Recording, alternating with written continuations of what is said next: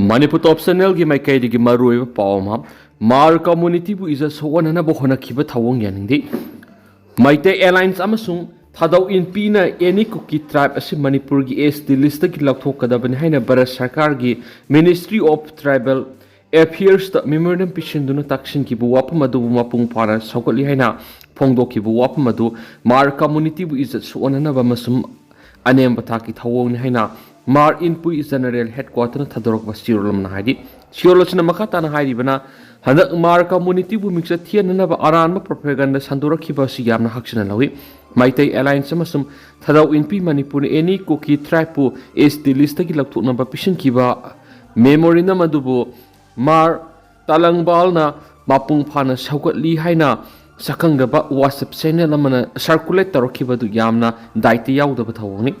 Hmar Talang Bal Koba Boss Organization Amana India Today NE the report of Kiba to political motivate Amagaloin and Satakibani. Hmar Inpui na Sigum Kongtang Sing a series Sogopaliti, Makata Sukanagum Akanaba community Amagi Asigumba agenda the Sogopi Wopnaki, look as in a collective political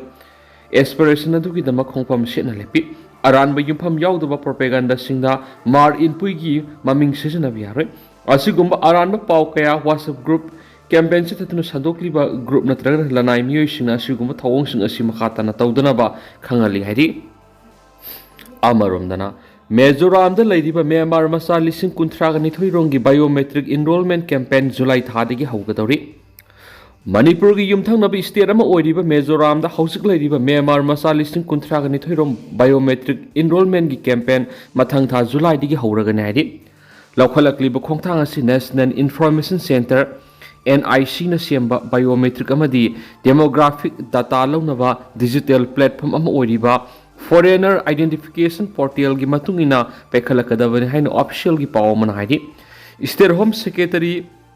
Balan Mayi na phongdokibada Mizoram gi district authority singda enrollment asi taunaba sem sanaba pautak sing pikre Haukiba Sayoldana, district City Lady team sing that Matang Tadiki data collection process down of training sing picre. District City DC Gimia Makara District Level Committee on Displaced Person at Tabak Singasi Pangto Kanadi. Taurangasi Yangshan of Home Minister Kesab Damana Lusing State Level Committee Malagini. Anabu the Tamagi Matungina, Mizoram the Hujik of Pamloduna lady will refuse Myanmar listing Kuntragani Twigasam Taraga Mapa lady. Myanmar Tainari but Champai Districtana Masingamna, Yum listing Tarago Humdoiga, Sangago, Marfuga Taruk lady. Lawang Talayamadi, Shihadana listing Taruka Taraga Tredamadi, listing Mangaga Kuntraga Taruk lady, Loinana, Izol the Sarana listing Ahunga Satruko Humpugama Panamadi, Asanga Tainariva. Call Siptana Samaga Kungama Paladi Hensu Pauks Makatari Amaromdana IDP Sing Mayum the Hanjindriba Pau Irang no Shilelo Yaroi Bimol.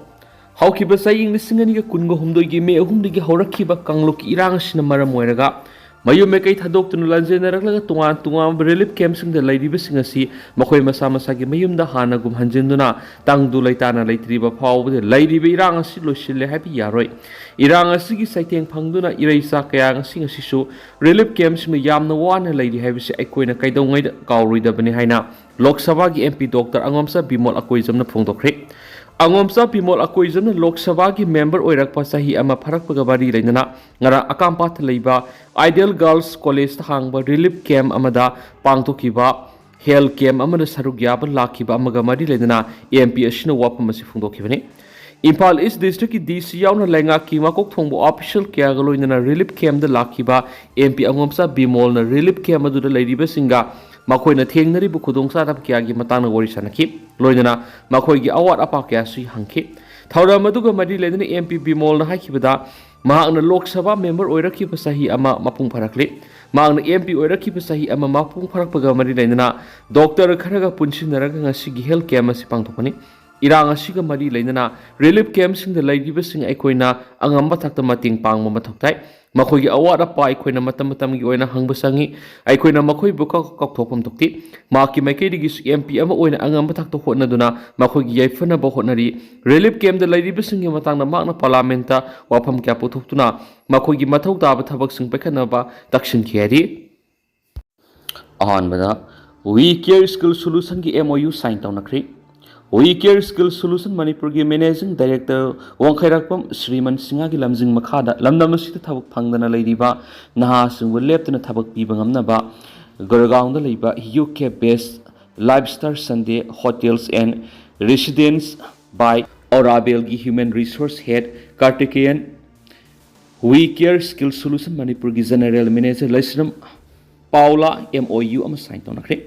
Ingumza lising ani ki taraga terete ki leptana hospitality industry da miyoy lising ohumrom hena barar amasum barar ki mapana thabak hapang amjakre makata na su We Care Skill Solution iram da Manipur bu hospitality industry da mai pak pangam na bo honari haina We Care Skill Solution Manipur gi General Manager Laisram Paul Maite nu phongdorakri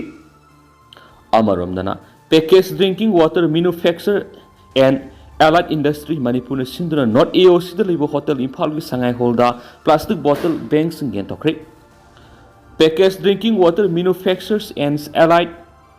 Industry Manipur Sindra not AOC the Libo Hotel Impal Sangai Holda plastic bottle banks in Gentokri. With plastic pollution not plastic haibi hiram na pangthokiba thorama duda Department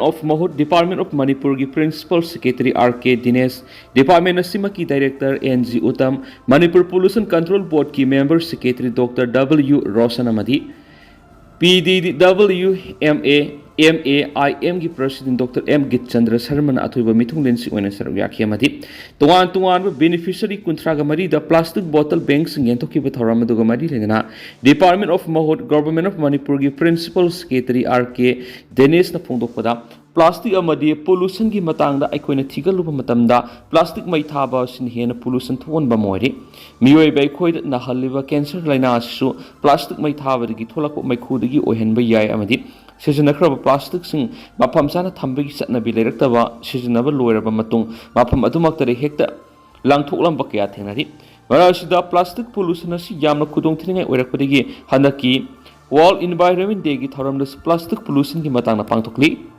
nungairaba paujel Bio 360 NEET Success Center gi second best NEET Biology regular course plus test series ki admission hauzari NEET 2025 ta Mark Sahum Natragana Sahungi Matak Funkiva Satra Singh Amasum IDP students in Gwina Akhanaba offers Pizari special feature Kara Hairavada regular test series printed study materials affordable tuition fees PYQs Amasum expert curated question analysis ni Khodong Saba Singa Silawi Ho Lakli Bazun gi Tang Kuntra English Singa Niga Kunga Mangadagi class Hauzaragani Akupa Marol Gidama Hausamak Pau Pabiro Koye contact number di 8575-587-677 Natragana Koye address Hodam Lerak Masin opposite Kashampat oil pump the Lakviduna Akupa Marol Kangbiyo Air India ki kai khraba plane adu ki black box phangam khraba suma du ki data sing lakthok pangam dana leiri Gujarat ki Ahmedabad International Airport ki London tamna paigada Air India ki plane Boeing 787 kai ki badu ki matang na black box phangam khraba su black box sing adu ki phibam yamna thina sokpan hauzu phawba black box adu ki data lakthok laga analyze tawba ngam dana leiri wasida maikei kya ri nungnang bu waphong kya phongtorakli Malemda ahum suba kwaidi ki sauba aviation market oiriba Indiana flight recording singdagi data lathuna ba masum decode tawna ba hona bada foreign laboratory singi mateng lauduna leiri haina expert sing nungnang ma phungtorakli oiral phiba phiba masida India ra crisis management asoba awat pa kya leiri amadi ningthina khang hairaba manpower gi awat pa leibana systemic issue kya thokalle habisi mek sin takli India si technology ki lamda malem gi oina makok thongba lebak sing manungda ama oirabasu aviation crash data analyze amasum managing thina tawba ngamdawa sigi mami aviation safety da sound tari Martin Counseling ki CEO Mark Martin haikibada India da Tata Consulting Service Wipro amadi Infosys yauna atai technology farm kya leibana malem gi oina technology ki lamda mangjil thana sanglibani farm sing asigi haithoi sing thoibasu Maru oina data analysis to oibani malem gi oina India na software development singthani oiba performance ulabasu real time data handle tawna ba hona badadi sangwa sagat kadaba yamna watli habisi oidiba phibam sin mek singali masina tunglam sat aviation safety asobo singna ba mo oiraklu hainingai leiti haidin su pawsta makhatari